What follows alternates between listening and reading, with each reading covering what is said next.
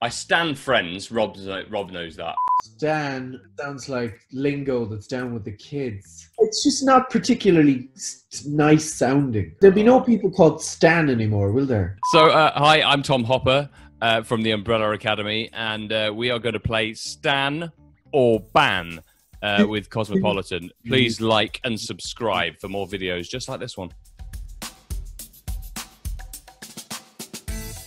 Oh, yeah. I'm playing Stan and Ban in Stan or Ban. I'm going to play both parts, and I'm Robert. I can't help it.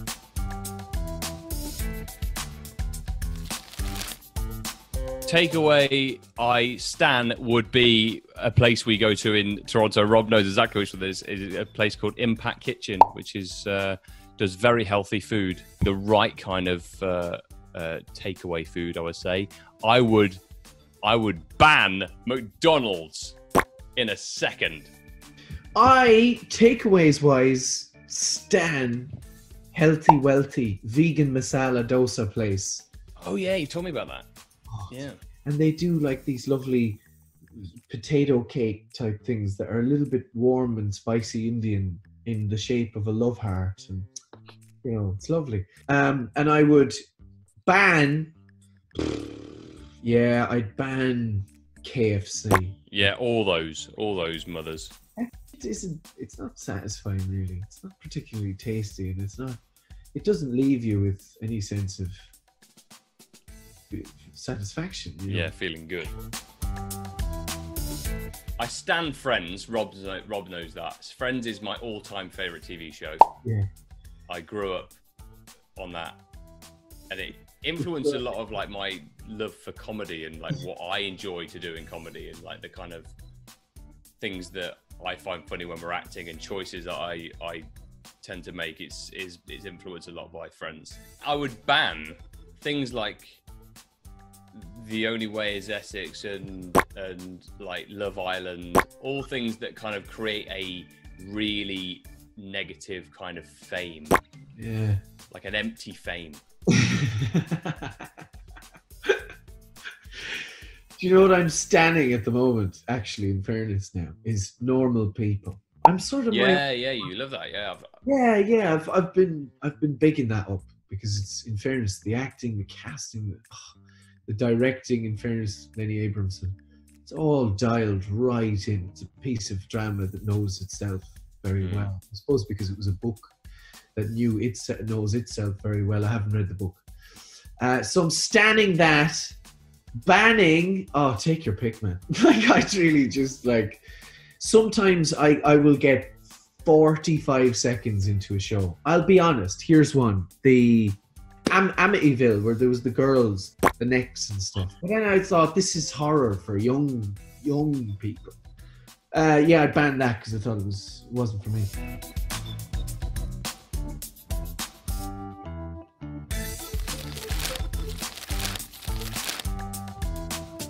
I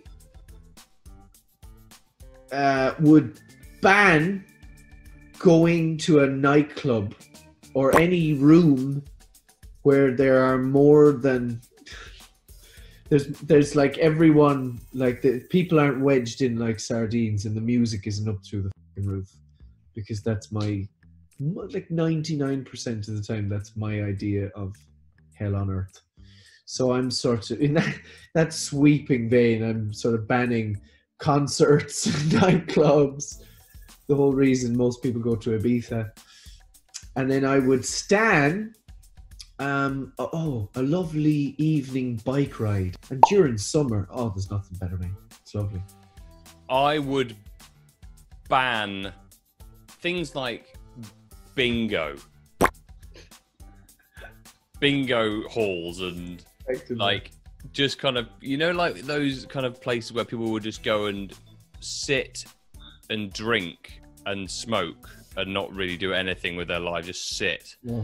And then I would stand close to your evening bike ride thing, Rob, is like post-dinner family walks. Evening walks has been the best thing we've done in lockdown. Love an evening walk. Oh, yeah. Mm. Ooh. I would stan I really, really enjoyed playing this character in a movie called Moonwalkers that I did. And it was just like getting around, improvising, having a laugh. And he sort of like, he sort of talked like that.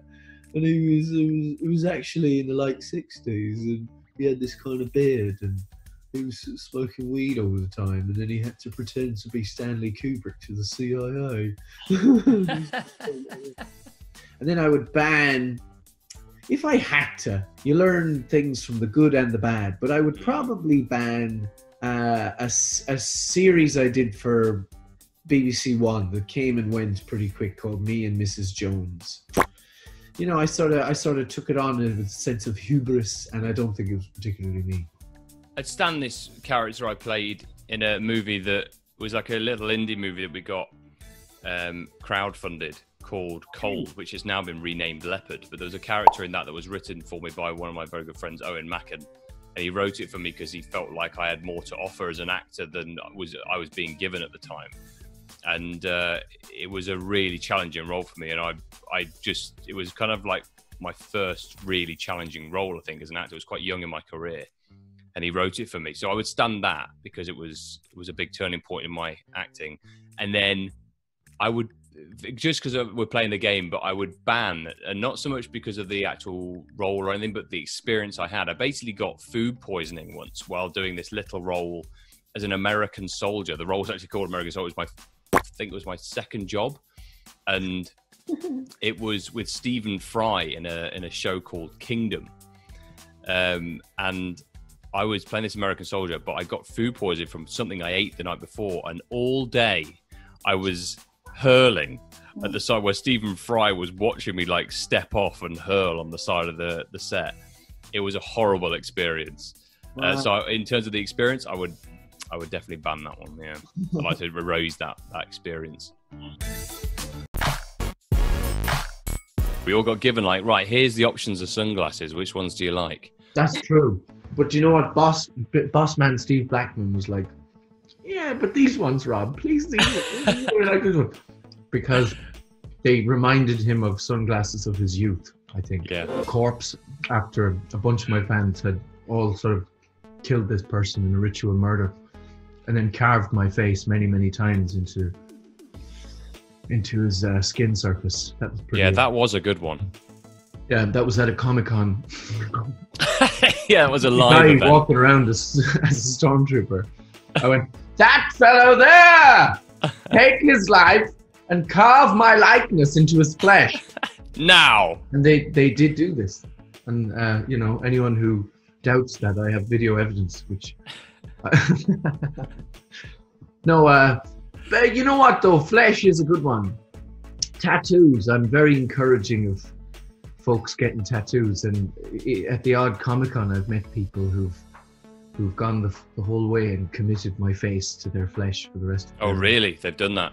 Oh yeah. The weirdest one I had, I went to it was at a Comic-Con actually, and they'd carved a clay, this artist had carved a clay statue of me. Wow. It's on my Instagram, and I was literally blown away. I couldn't believe it. But the likeness was, I mean, I actually think they made my body look 10 times better than it actually looks in real life. But it was... Was it lifelike, Tom? Was it? Yeah, it was quite bizarre. If you go down my Instagram, I'll have to find it. But it's quite insane. Yeah, it was in Sicily. It was a Comic-Con in Sicily. Wow. And these people were so nice down there, like amazingly kind people. But I just basically went and got taken for dinner a lot, which was amazing. But then they carved this statue. I was once recognized in a bar in Cambodia. That was pretty cool.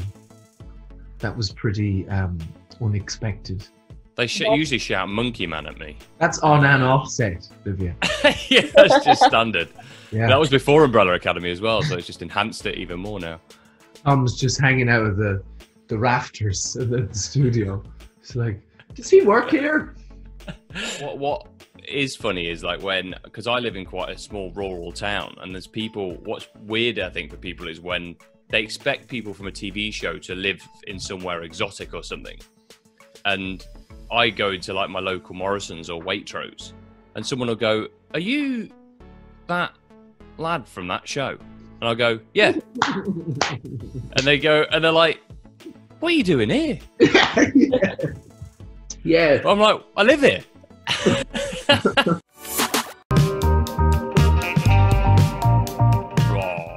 Probably me, yeah.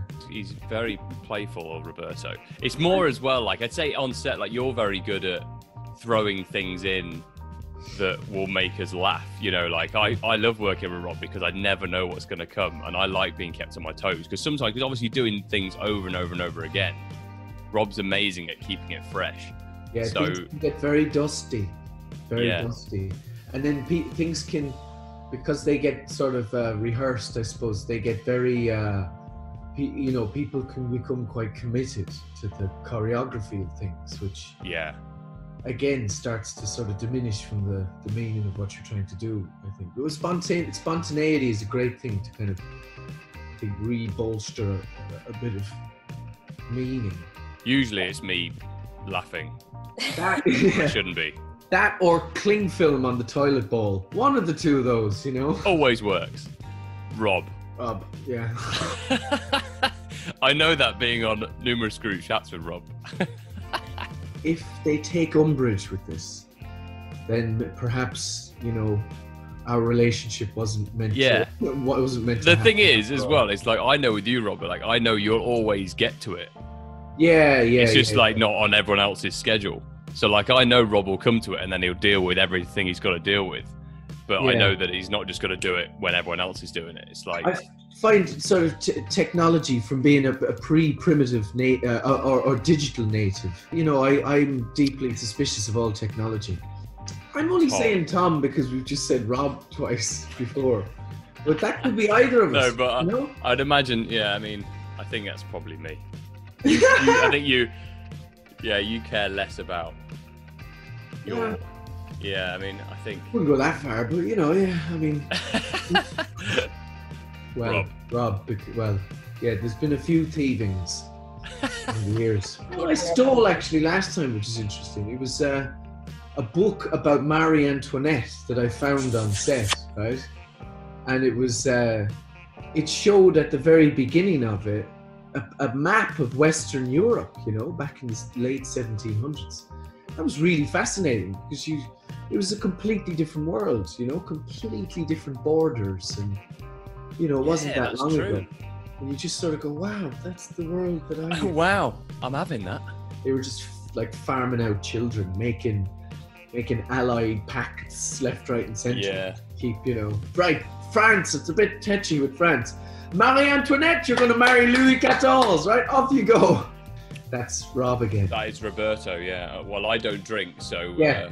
Stiff competition. Just by process of elimination, I think Rob wins that one. I was raised in Ireland, and I was always a light touch with the booze, a cheap date, you know? So having that little bit of self-knowledge keeps you, you know... Have I told you that? I think the Irish have a different sort of perception of food as well, a drink, because have I told you that story, Rob, about the guy who said about the Guinness, getting me a Guinness? I told you this story.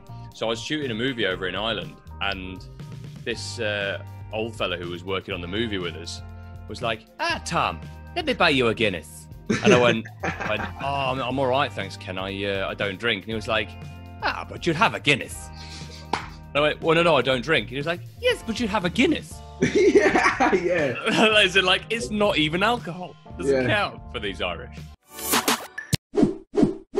Scott, you've not opted for the CGI background of a herd of stampeding wildebeest or a rainforest. Yeah, it's like a scene from The Lion King or something. Like Simba running through them. Transformers versus The Lion King.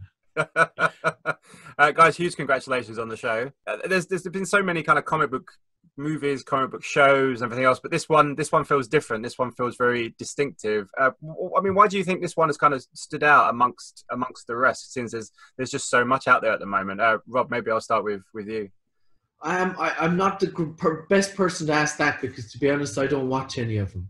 I don't see any of them. See none of them. No Avengers, no Shield, no. It's not. You know, it's just because it's not really what I'm into. You know, Umbrella Academy, I suppose, is a drama first. I suppose that's probably you know, with superhero flavorings, as opposed to superhero with drama flavorings. You know, that's not really to my taste. Yeah, I mean, I kind of agree with that. I think that a lot of it. I mean, I've seen a few of those things, and also like I've been in talks about entering into that world a few times in like TV shows and different superhero ones, and then some of them are great. You know, they serve a purpose, but I'm always looking for something a little bit more than just being a superhero. And when the Umbrella Academy scripts came out, that's what I kind of loved about it. Was so much more than a superhero show.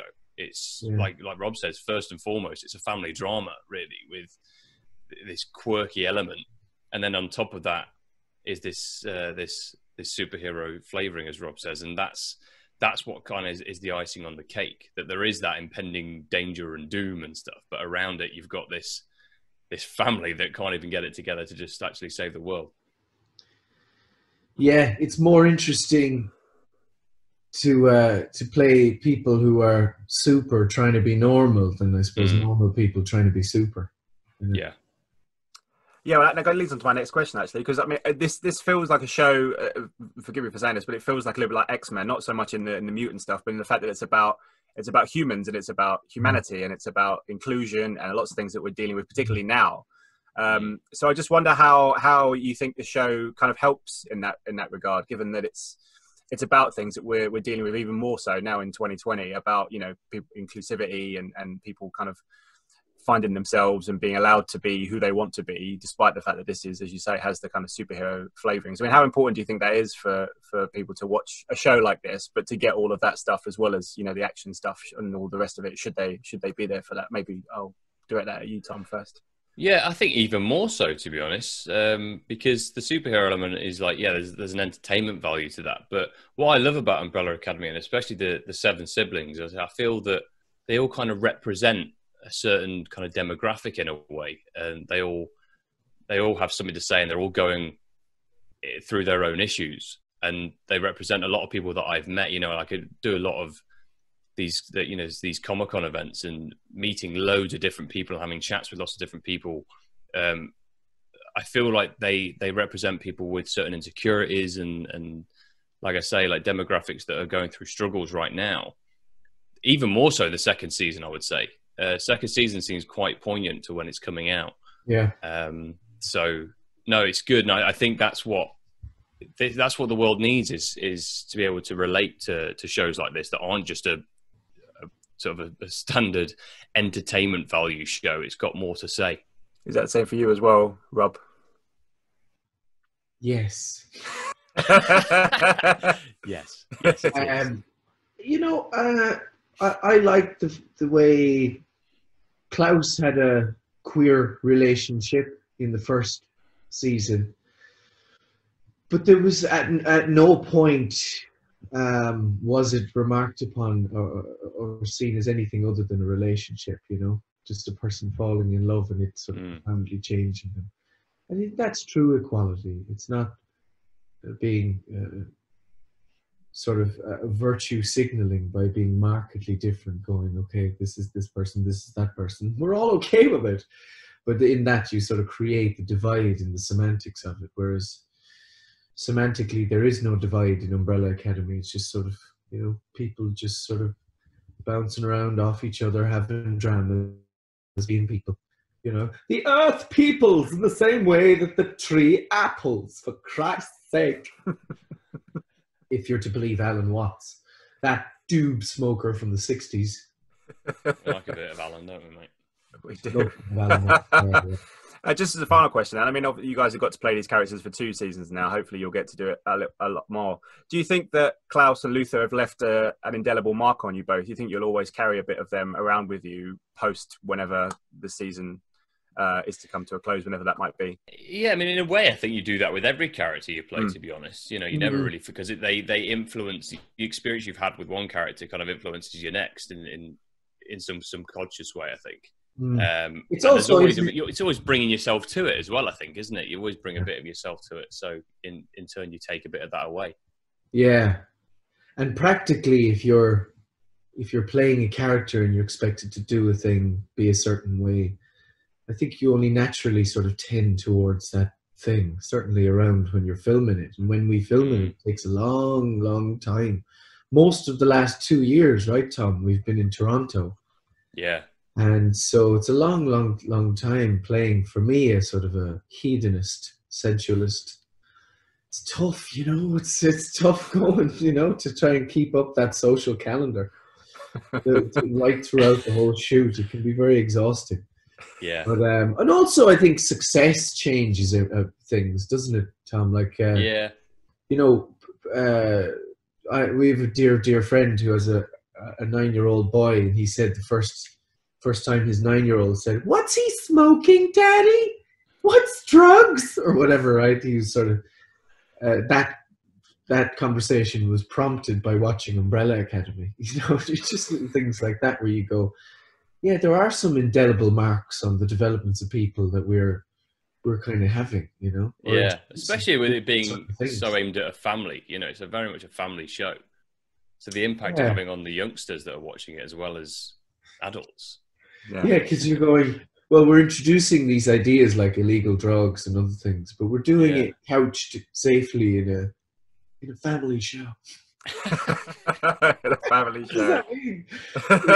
But maybe that's what parents want too. They want those ideas to be delivered because they're inevitable, I suppose. You know, I'm just talking about Klaus specifically.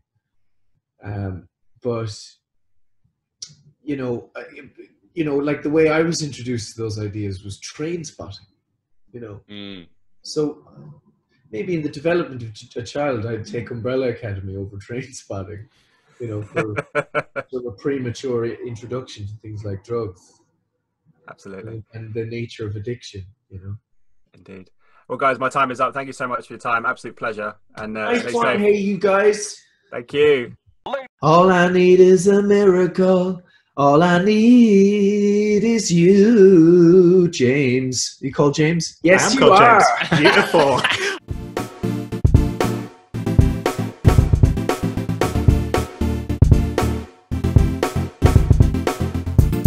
Hi guys, James Wilson-Taylor here for Roxanne with another of our video calls where we've been catching up with everybody while we've all been stuck at home, and we've got something a little bit different for you today as we're going to be celebrating the return of Netflix's huge series, The Umbrella Academy, with all season 2 episodes streaming from July 31st.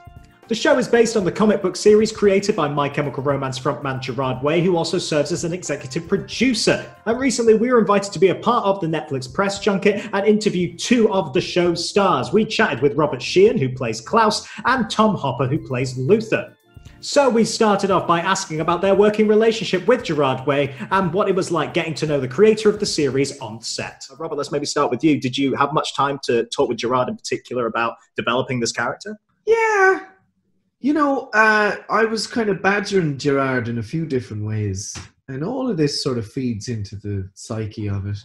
But I was sending him comic book ideas, like story ideas for the Klaus spin-off, which has been announced. It's called You Look Like Death. And I come up with a couple of good ideas. I was like, Gerard, mate, this is a brilliant episode of your comic book. Has he taken you up on any of them? Very diplomatically and very nicely. He was like, "Hey, thanks, man. That's really sweet. Thank you for those ideas." So I like people like him who are sort of quite far-ranging in their creativity, and I try to latch on to those people as best I can. You know, people I admire, not unlike Mr. Hopper up there in Leicestershire. Very nice to hear that. Got the claws in you now, Hopper. Not letting him go.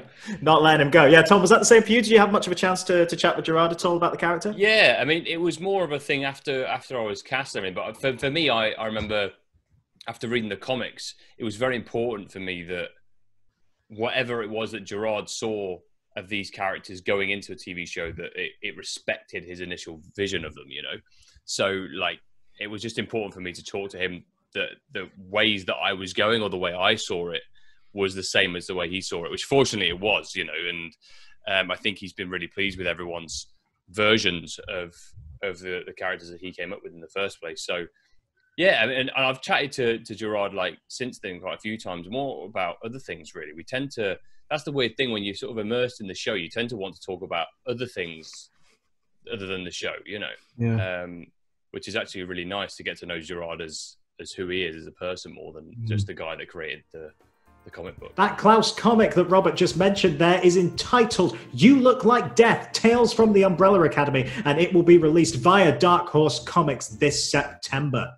Now, music plays a really pivotal role throughout the entire series with a full killer soundtrack of period songs from the 1960s in Season 2, and Gerard Way, of course, recently released his own track, Here Comes the End, featuring Judith Hill. So we asked Robert and Tom about the importance of music in helping to shape their work on the show. I understand. Is it true to say that sometimes you actually have specific tracks written in the script before you shoot as well? I read that somewhere. Talk to me a little bit about that. Yeah, that's true. Yeah, that was more prevalent in Season 2, I think, because the budget was bigger. Netflix went, right, have whatever music you want. We love the music. So what was great, I mean, I've said this before, but I love to play the music that is on the script as I'm reading it, so I get a real kind of sense of where the sort of the tone of that scene is going. It's good. Did you have to do any singing in second season, Tom? Did you have to do any? I had to do some singing. I got cut out. Did you really? What were you singing, Robert? I was singing All I Need Is a Miracle. All I need is you, James. You called James? Yes, you are. James. Beautiful. I love that. So early in the morning, you're still on it. I love that. That's very, very good. Really quick with that. Yeah, by Mike and the Mechanics. Beautiful. I didn't get to do any singing, no, but I would like to. Yeah. Season 3, maybe we can make that happen. Maybe we can make that happen. Season 1 also had its fair share of iconic musical moments. The most famous, of course, being the dance sequence to Tiffany's I Think We're Alone Now, which the cast also recreated from a safe social distance in promoting Season 2. Now, we're not going to give you any spoilers, but I will say that Klaus does have another entertaining dance in store for Season 2 alongside his co-stars Ellen Page and Emmy Raver-Lampman. So, of course, we asked him about how that moment came together. Well, speaking on a musical note, though, Robert, you do have without getting too much into spoiler territory, you do have a dance sequence to rival the famous one from Season 1, I think. Talk to me about putting together that incredible dance sequence there. I think you talked it up a fair whack there, man. I think you gave it a slightly overblown introduction there. Okay, let me dial it back. Robert, talk to me about that dance sequence.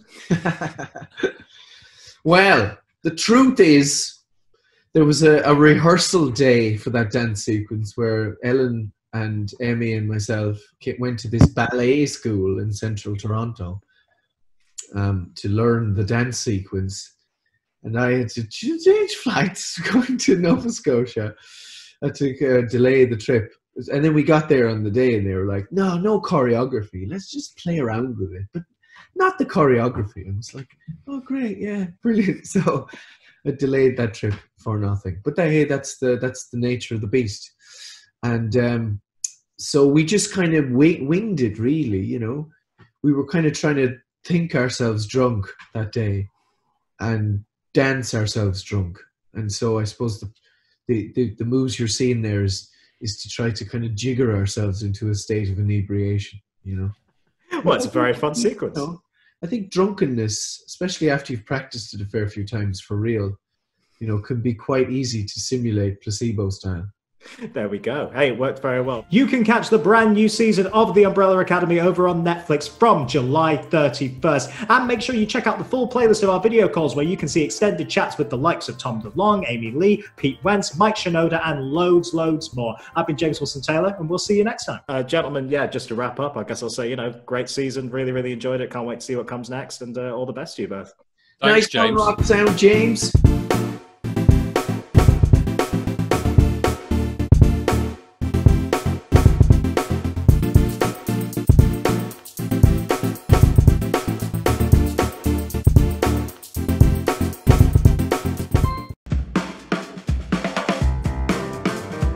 Let's start off maybe a pretty easy one on the list.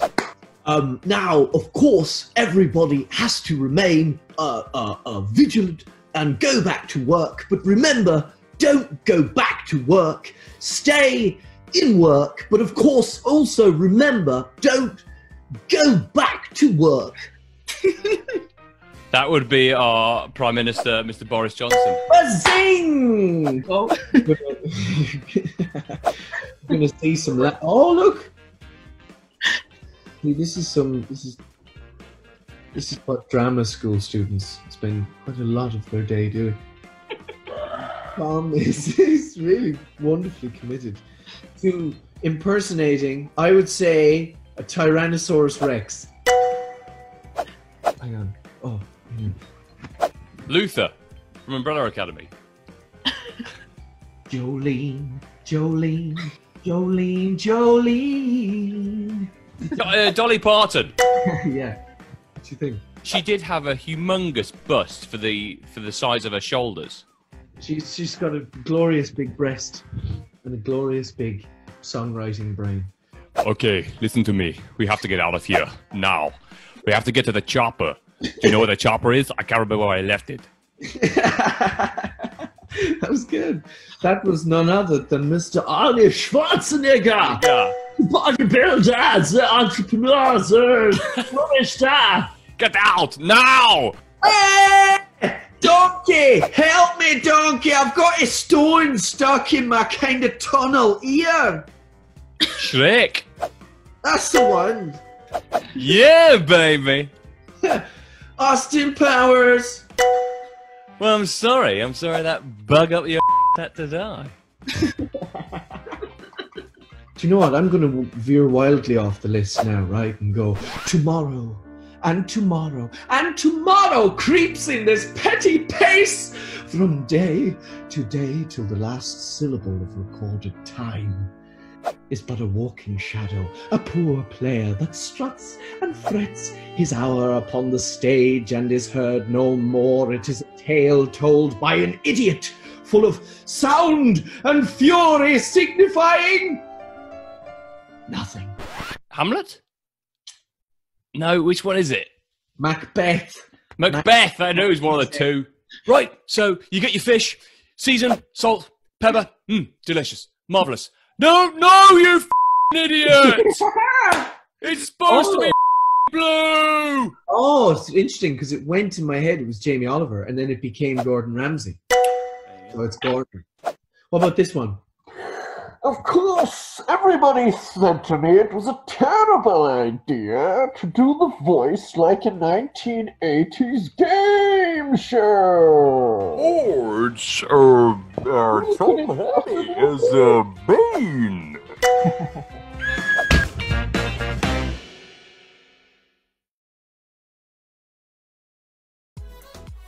MCM, comic fans, darlings, it's me, Robert Sheeballs. I'm Robert Sheeball's friend Tom Hopper, who plays Luther in Umbrella Academy. Hello, MCM Comic-Con fans. Woo! I think it makes sense that fans want Ben back. More than anything is I think the dynamic between Klaus and Ben in the first season is so strong. And also, it's just the beginning of their discovery of what they can do, right, Rob? I think it was literally like a kind of a hint of like, ooh, what's possible between the two of them. Was literally just kind of almost really hinted, really. And yeah, I think it would be weird to not have that excitement of Ben being part of Klaus's life in the next season.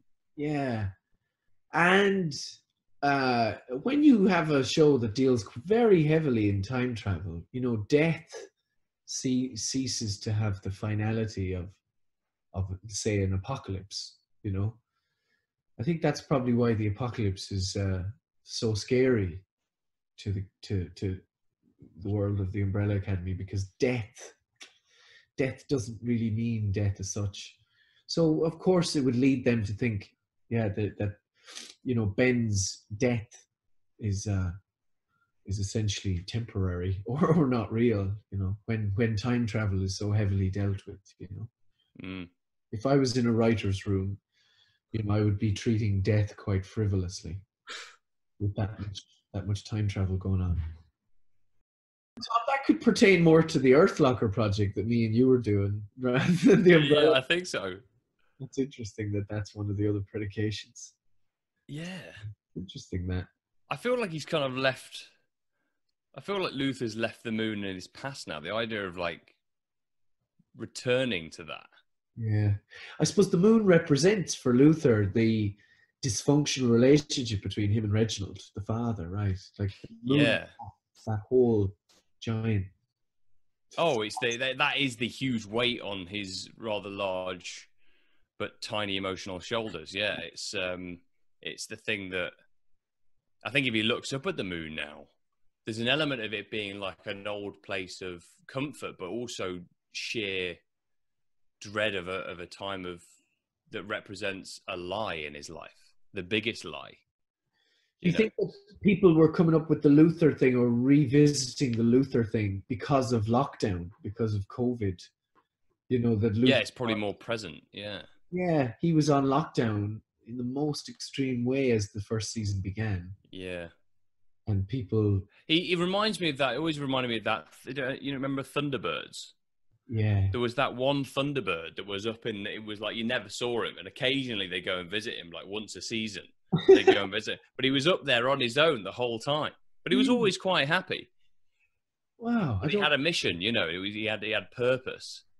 And that's what Luther was given, was purpose. So it was all good and well. And then I think it all got destroyed when you realize that all that is for no purpose at all. There's no reason behind it. God, it just feels like so much waste. Life is the thing that happens when you're busy making plans or missions, depending on the semantics. Yeah.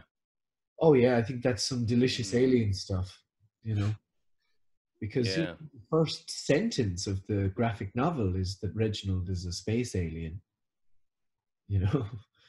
And although the show very, very, very much grounded itself in more of a reality that reflects our own, i.e. Klaus isn't levitating every scene, and you know the powers aren't particularly prevalent when all the characters are in a room talking, you know, whereas obviously with the graphic novel it's much more of a thing. The powers define them visually and everything else.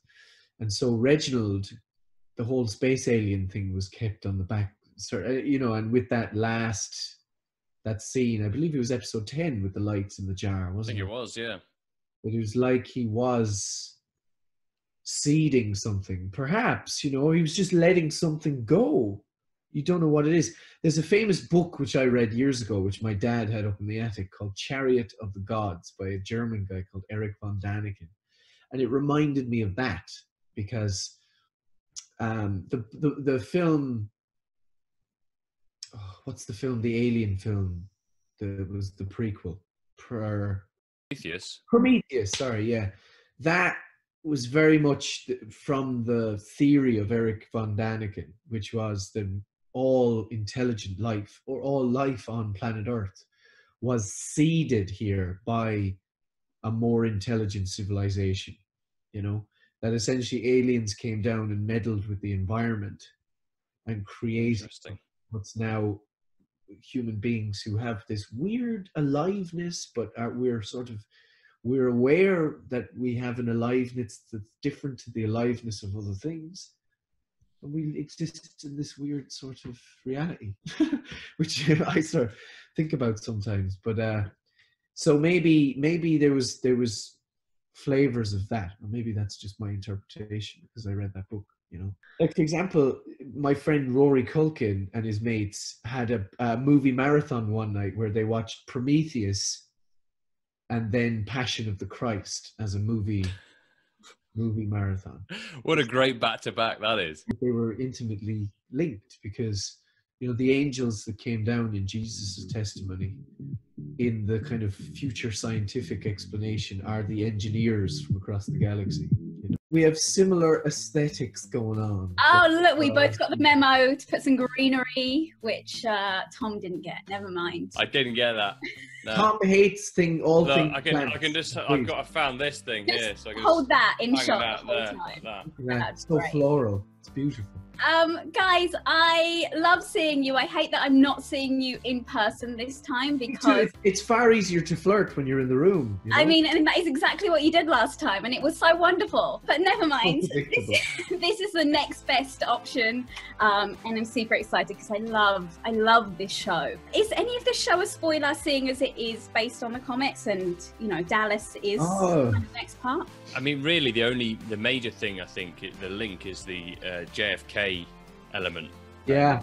And Dallas and 60s and stuff. But apart from that, it's pretty broad, isn't it, in terms of how far we've gone off the comic? Is there, Tom, the older Five? He's in the comic, isn't he? I think there's reference to him, isn't there? I've bludgeoned away those grey cells since then. You mentioned the JFK thing. That is a massive event in history that happens, which everyone knows, and that plays a huge part in this.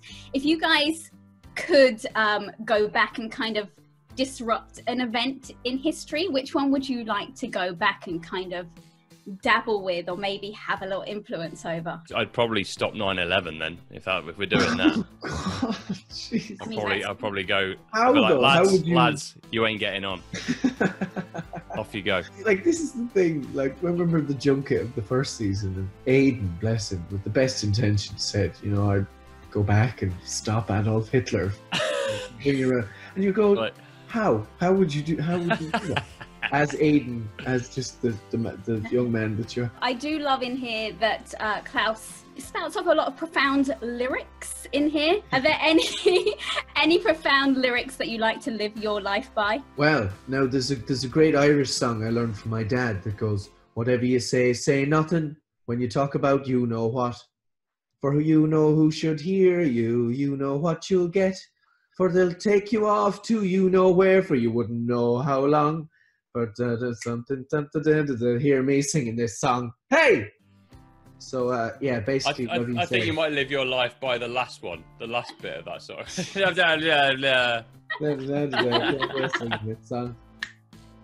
How about you, Tom?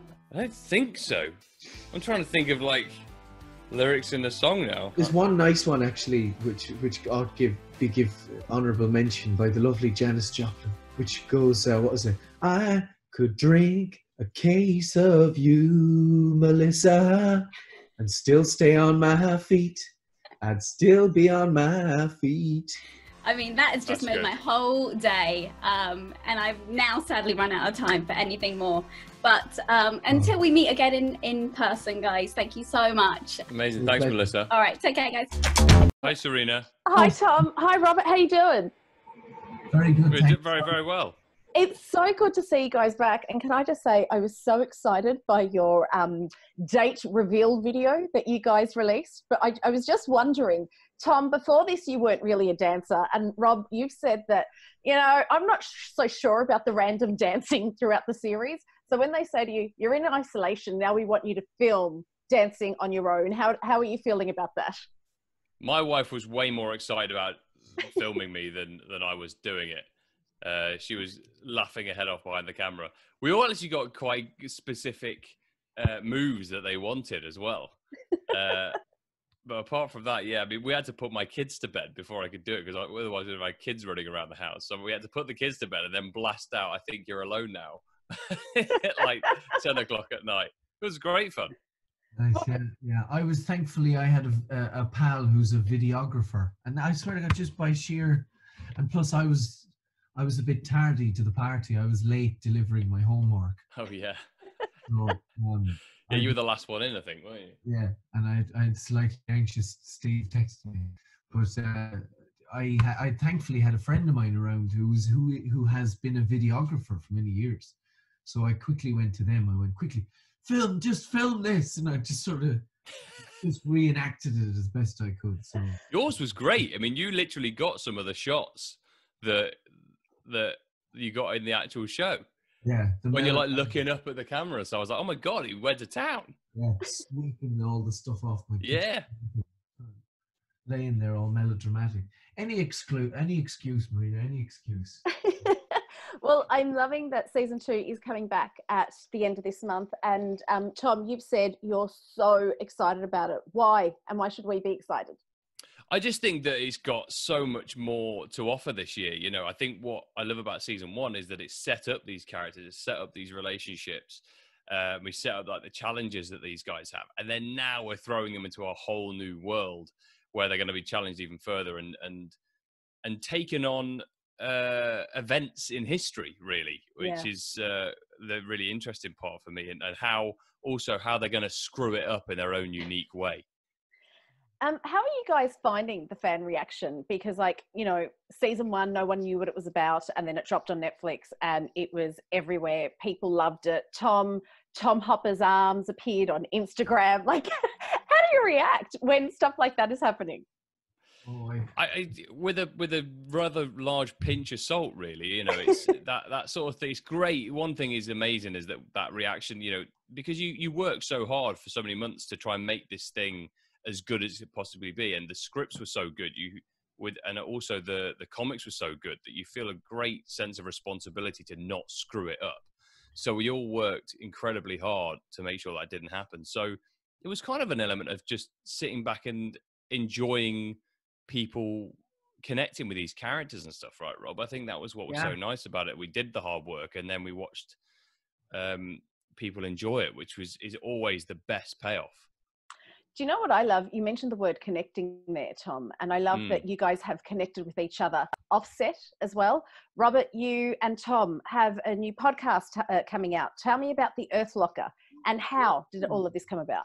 Well, it came about from many chats in parks in Toronto and overtraining and stuff, and we were sort of we were very, very interested in sort of food and health and you know, kind of what's being fed to us in the mainstream versus what technologies and stuff are revealing more and more to be a more sort of optimal way of living. You know, what's people's relationship to food and their own bodies and stuff. And I think you know, that's kind of how the Earth Locker has evolved, isn't it, Tom? It's sort of started out with some of these incredibly compelling conversations. We went, ooh, right, to get clarity on that sort of satellite subject and get clarity on that satellite subject. And it's just sort of, it's kind of grown from the first episodes being chats about gut health and the technology of the microbiome and all that stuff. So it's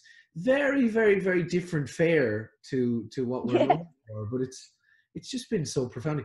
And, you know, I find myself now, Tom, I don't know about you, in like social situations, regurgitating the stuff that I've podcast going, oh, look at me, aren't I quite clever?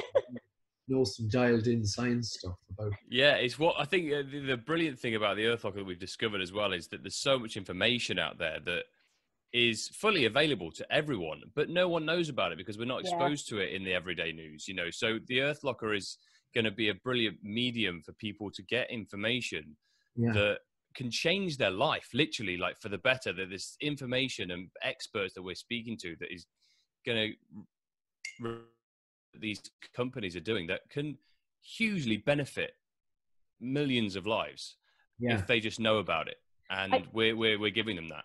I love that you say that, and I love that you've said this is all about making us better Earthlings, and we are all going through such a tough time right now, but I think it's always really important to look for the positives. So what is one positive thing you're going to take about 2020? Because I'm tired of hearing about all the negativity, and I understand the negativity, but I think we need to look back and go, this is a positive thing.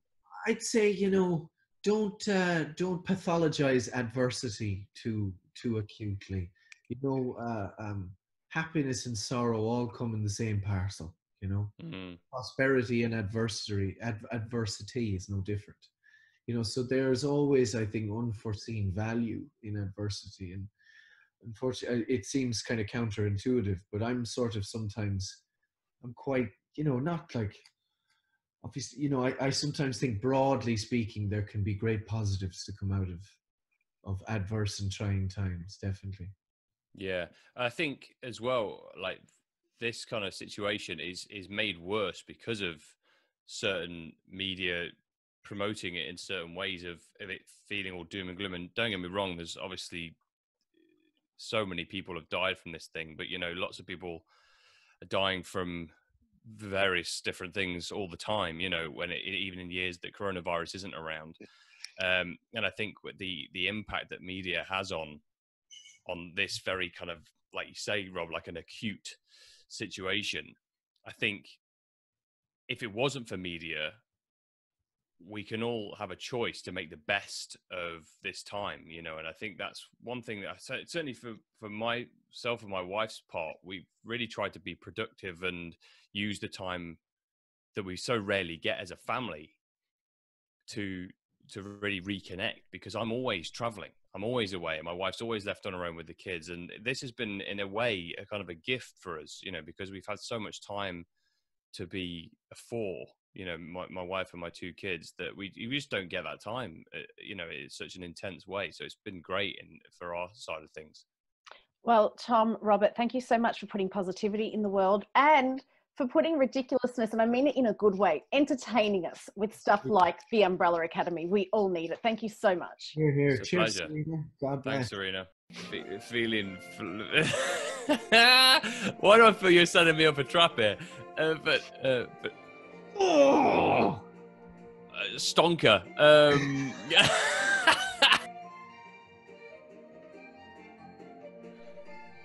First word.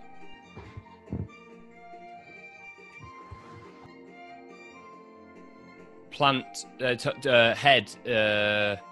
Hat. Hat. Top hat. Top boy. It works! The technology works!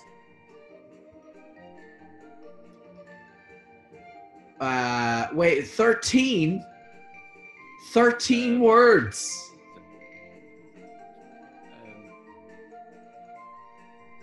Why?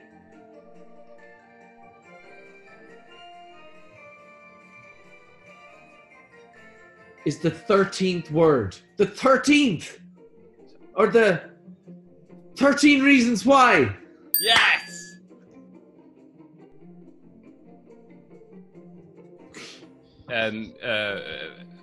Finger looking, finger read, dance, finger grind, grind. Oh God, I don't know the show. Feeling. Why do I feel you're setting me up a trap here? But Oh! Stonker. Yeah, that's the new Leicestershire comedy that's coming out. Hard on. Hard.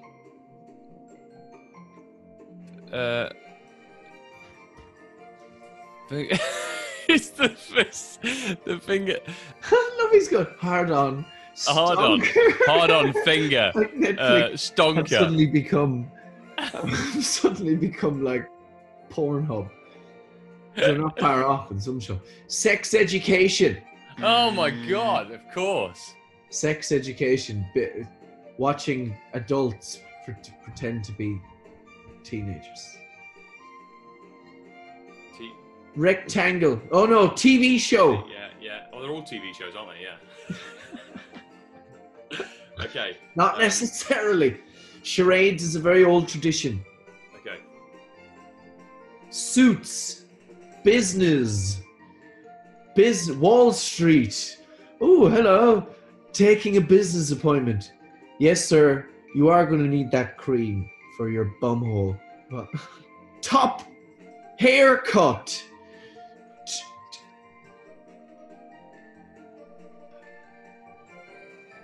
Donald Trump.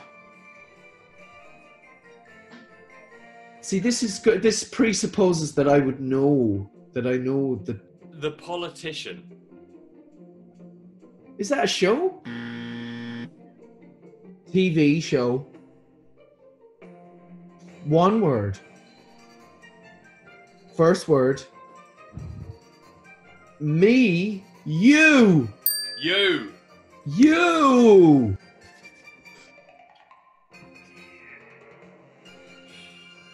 Cat. How many words? Oh yeah, sorry. Right, sorry. TV. 2 words. Second word. Dog howling. Something dog. A wolf. Teen Wolf. Yes. We played this on set, didn't we? We to do. stave off the cold. We ended up having like about 20 people involved at one point. Yeah, yeah. I was loving the loincloth, to be honest with you. It's a mode of dress that sadly has lost favour of late, which is a real shame because it's essentially a kind of a grown-up diaper, but I wouldn't recommend being in one. The coming out of the River Ganges was, you know, I don't want to burst people's bubble, but it was a slightly less attractive vista because it was coming out of Lake Ontario. Quite, it was sort of late September as well. So it was really chilly. It required, and plus the loincloth was tricky, you know, he was a bit of a Rubik's Cube all himself, but the coming out of the water as the sort of deity involved holding a kettlebell under the water, right? And then being like, they might have said action, screw it. And they go, all right, back down. And so we did that by the shores of Lake Ontario for a day. Muhammad Ali. Arnold Schwarzenegger. Oh, he's mine. It's Muhammad Ali, you wouldn't even have to write a script. What did you say, Tom? Arnold Schwarzenegger. Arnold Schwarzenegger, yeah. I'd like to see our characters in those worlds. I'd like to see how we fitted in as our own superheroes in those worlds. I'd like to see the Avengers versus the Umbrella Academy. I mean, that would be hilarious. I think they'd do all right for themselves. I think they'd probably do us, yeah. We'd be arguing amongst ourselves while they're cracking us over the head. Yeah, getting hit with Thor's hammer. Ow! Yeah, I mean, Luther, you'd have to square off against the Hulk, but then you know, who's gonna take Thor? Diego, yeah, 5 could take Thor potentially. Maybe for about 5. Because he wouldn't be able to get him, would he? Yeah, Allison would take him. Put Allison on Thor. Allison could take all of her if she uses her power enough. Yeah, if you just give her a speakerphone. Yeah. I ate so much this season. You can really use it. I mean, especially for Luther this season, he's emotionally eating, so it's really good. It's a great sort of prop tool to be able to put into the food. And actually, they were amazing at getting me, because certain things that I don't eat, you know, so they were amazing at kind of making these things that were delicious, but actually quite healthy. So I was like, this is great. I don't think we know. I do know that everyone had, well, quite a few people out of the cast have like dietary requirements. So the poor cast, poor props people had to invent a new recipe that didn't kind of cross over any of these dietary guidelines. So it tasted very coconutty. Yeah, it was very coconutty. It had a sort of it had a very unattractive texture.